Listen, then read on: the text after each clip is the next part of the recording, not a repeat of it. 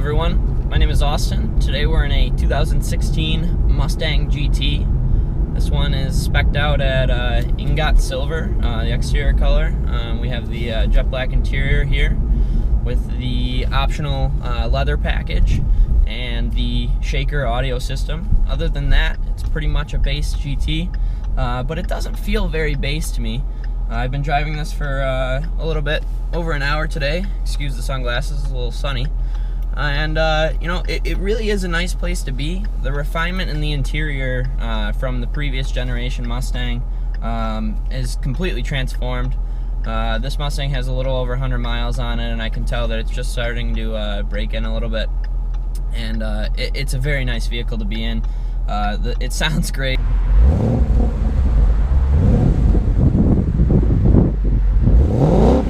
That's one thing. We're gonna go through a tunnel in a minute here, just to try and get the camera some of the sound from this 5-liter V8 in this Mustang. And it's really a great place to be. 6-speed manual is a necessary option in my mind, because I'm more the purist. I think if I was driving the auto right now, I might not be enjoying myself as much. Without the manual, I think that I would feel a little detached from the car. Right now, I'm having a lot of fun. Change my own gears. The shift throw is nice and tight. It takes not a lot of effort, and it's notchy in a good way. And the clutch feel, it is heavy. I would be lying if I said it wasn't heavy, but it's heavy in just the right way for this vehicle. And the pedal spacing, though, is so surprising to me. It's so satisfying to get the perfect heel-toe downshift in this vehicle, and the pedal spacing caters to that perfectly. The visibility isn't amazing, but I wouldn't expect it to be in sort of a sports car like this. You know, if the visibility is something that is a little bit of a turnoff for you, or something that you might be worried about in this vehicle, there is blind spot monitoring. So, you know, the mirrors aren't the largest in this vehicle because it is, you know, a performance car. They don't want to make them too large. It allows you to see when there's someone, you know, hanging out in your blind spot and you want to make a lane change.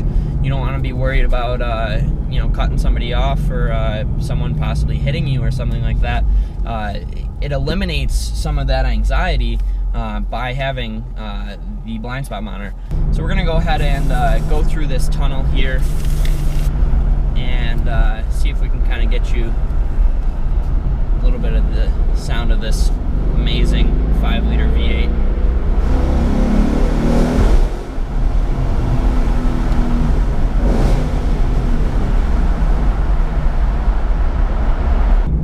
Hopefully, as you just heard, it is great sounding vehicle.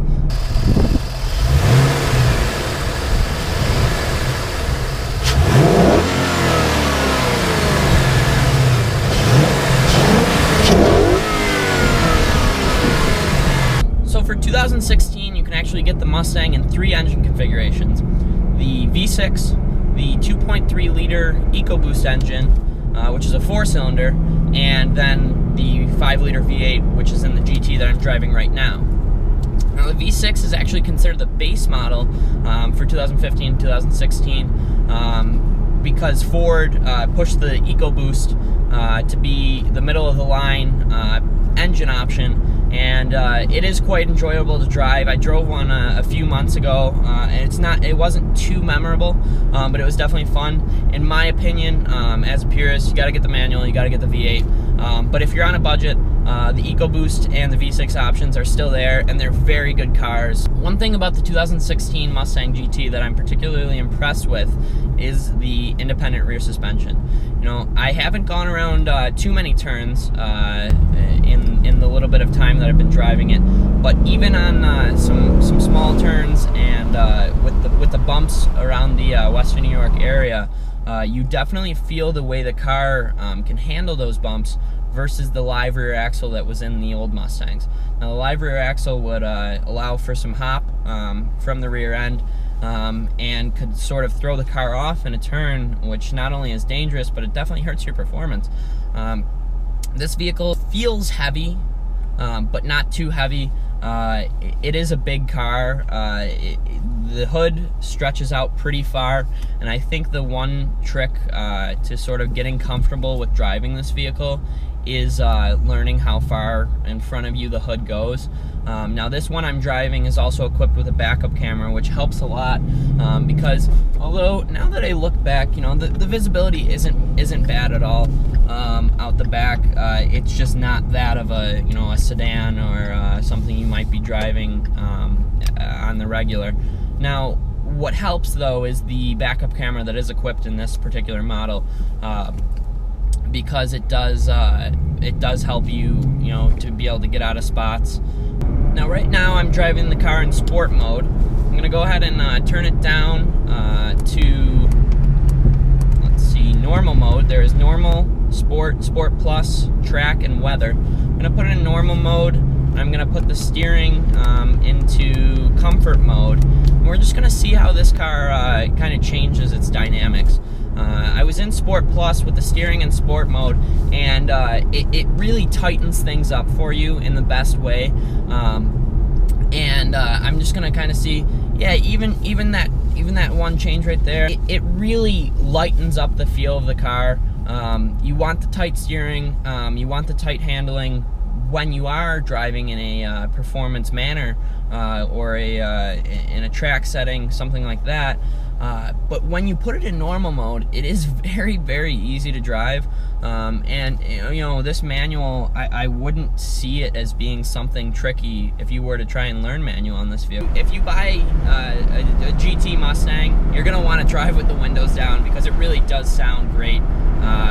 The exhaust, even the stock, this completely bone stock exhaust on this vehicle, it sounds absolutely amazing.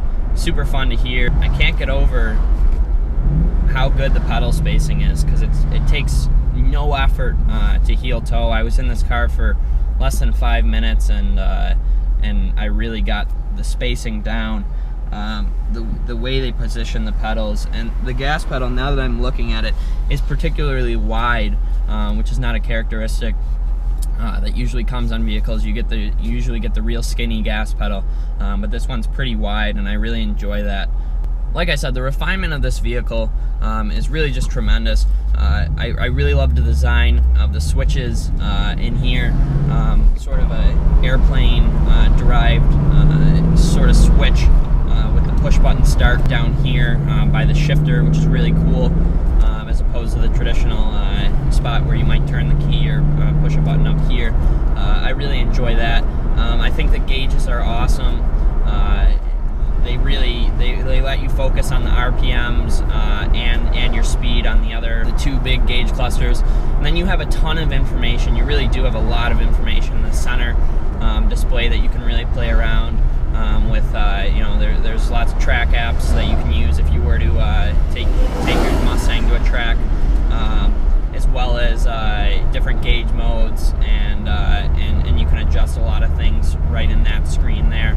You know, overall, there's a lot of technology in this vehicle that allows it to be, you know, really easy to drive. There's even hill start assists if you're not the best manual driver. It'll hold you if you feel like the car is going to roll back. It's going to hold you. And I didn't realize that it was on, and I was actually at an intersection that had a little bit of an angle, and I felt the car hold there, and I was a little bit surprised, but also satisfied, because it just makes driving a manual so much easier, and it increases your confidence. Anytime you get in a vehicle and it's immediately confidence inspiring, you know you're going to have fun, and you know it's going to be a great experience. And that's really what I've been experiencing today in the 2016 Mustang GT. I really do enjoy the 2016 Mustang, and this one being a GT, you can't deny. Yeah, it's really fun. So thank you guys for watching. I hope you enjoyed this video. If you are interested in a Mustang, whether it be the EcoBoost, the V6, GT, similar spec'd out like this, come down to West Herr. We have tons of Mustangs in stock. We'd love to help you out. I appreciate everyone watching, and I hope everyone has a great day. Thank you.